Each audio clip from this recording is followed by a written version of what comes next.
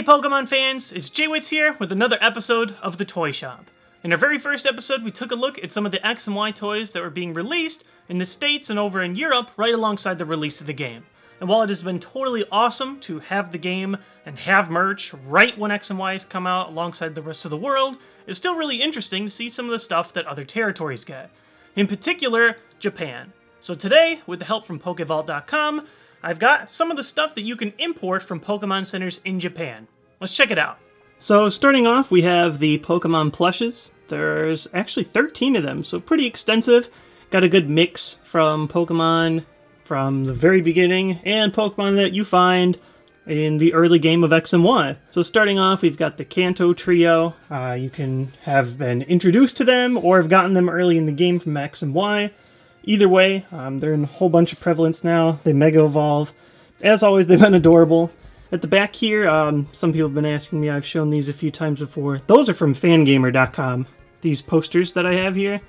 And same thing, honoring the Kanto trio. They are pretty cool right now. Here we've got Pikachu. He's in a different pose than usual. He's normally standing. Here he kind of is just, chilling. By the way, I'm going to be knocking these guys over like bowling pins. They are so hard to pose everybody together. Here we have the Kalos trio. Fennekin, poor Chespin here in the background is hiding. Froakie, like is everybody bowling them over. One interesting thing is these plushes are a little bit smaller than the Tomy ones that you can get in the US and Europe right now. Here's a difference. Froakie's bigger. I don't know if size is important to you. These are about the size of the Poké Dolls if you've collected Japanese stuff before. So yeah, pretty similar though. Here we've got Go-Goat, the first Pokemon that you can ride. I guess technically it's Rhyhorn that you can jump on right away early in the game, but I don't know, a lot of people are liking Go-Goat. I'm actually a really big fan of Skidoo. I really hope they have one. The smaller one, you can ride him as well. Here we got Flabébé, or as many people in my playthrough might know as Flower Power. I am so sorry, Flower Power, for doubting you. Well, no, I'm not. He hasn't been very good so far, but he's the first fairy-type Pokemon I've run into. This one's adorable. He's just kind of holding on to the flower. The only problem I've had with him is he's the only one I just can't stand for any reason. And I don't mean that like I can't stand him, I hate him. I mean I can't get him to stand up. Here we've got Helioptile, the new electric guy. I like his ears. Here we have Fletchling, the new Pokemon that eventually evolves into fire and flying. Gets a really, really cool hidden ability with Fletchling, but he really is one of my favorite starting birds of all time. Most of the other birds, they're just normal or straight flying type. Things like Pidove, Pidgey, Tailo. This one's the first one that at least gets a secondary typing. He's kind of cool. One thing a lot of people pointed out that is kind of creepy or weird or whatever is his eye looks like it's another bird. Here's the eye, here's the head, here's the beak. So, got some birdception on this one. Here's Scatterbug, the new Caterpie of the games. I think he's cute. He's got this little overbite here. And I especially love Vivillon that he evolves into because it has so many wing patterns. Really cool. And last but not least, we have Pancham, or as I like to call him, Jack Black, because he just reminds me so much of Kung Fu Panda, the DreamWorks movie. Call him Jack Black in my playthroughs, and I really can't call him anything else. Really cool. I love the little leaf that he holds in his mouth. Next up, we have the two legendaries, and these are actually ones I got here in the States. There's Yveltal. Up here, we've got Xerneas. And if you look really, really closely on Xerneas, one really neat detail, try and get him up close, the little cross on his eye is actually cross-stitched. It's just a nice little touch. So yeah, these are our X and Y legendaries. They're really the sort of the main fulcrum of the plot, depending on which game you play. They're each their own version exclusive, but they are really, really nice. I specifically like the little tuft of fur on his head for Yveltal. Haven't actually gotten him yet in my Y playthrough. It'll probably be a while, but both really, really cool. Yeah, as you can see here, these are the only guys I have with a US tag. The problem is there is only one place in the US where you can get these, and that's straight from New York. So if you're not there, or if they don't have them supplied, Japan's really the only place you can go to get them. They're the exact same thing, the only difference is the tag.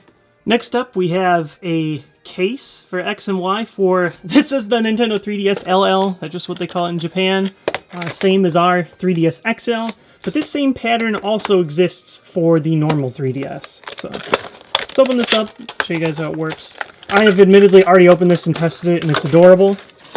The problem is my main 3DS has the Pikachu design, so it doesn't perfectly work because this is transparent in the back. So it looks especially good on a plain color 3DS, which is why I am borrowing my mom's 3DS XL. Let's put it on and check it out. There's a plastic covering. I'm going to leave that on for now, but it really just snaps onto the front. Just click it like that, and boom. I will actually peel it off just to show you guys it in its glory. So it doubles as a case and a fashion accessory. There's also one on the back that just clips on. At least if I'm doing it right. Yeah, actually that one already clipped. Snaps up at the top. Slide that off and boom.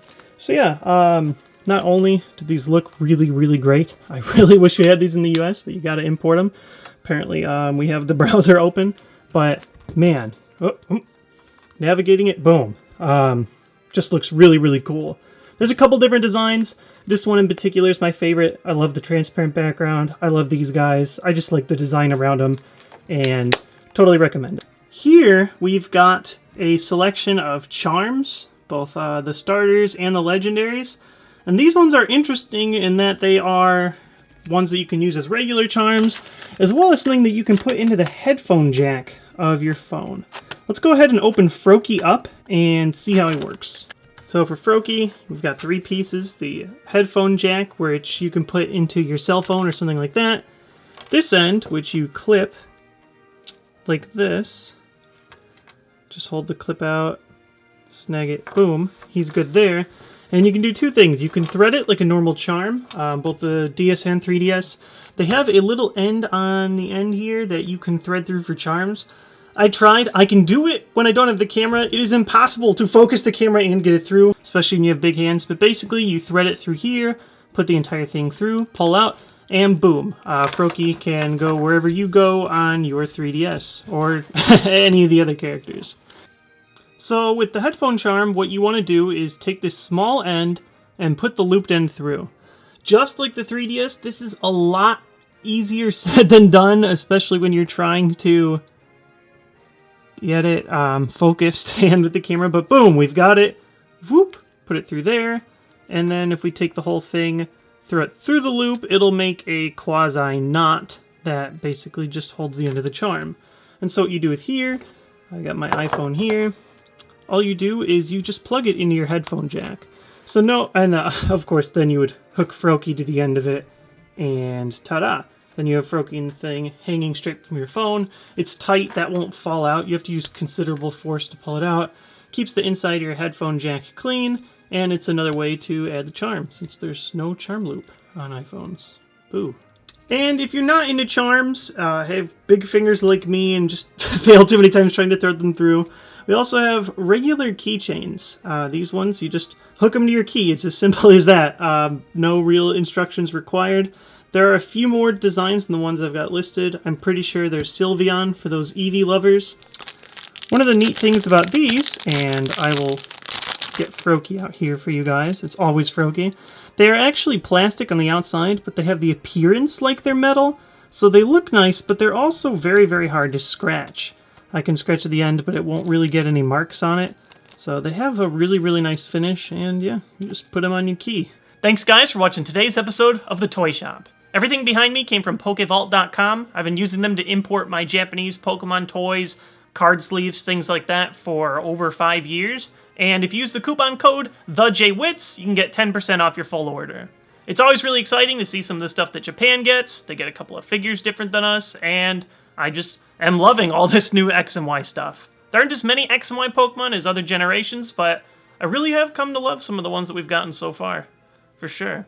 If you leave a comment on this video, you have a chance to win one of any of the small plushes. I will send you a PM, and I'll ship to anywhere in the world, and you can pick any of the 13 of these that there are. I don't know, I'm really taking to Flabébé. I think it just must be my playthrough. Sorry for being mean to you, Flower Power. Even if that was a horrible, horrible nickname. Just awful. Flower Power? What was I thinking?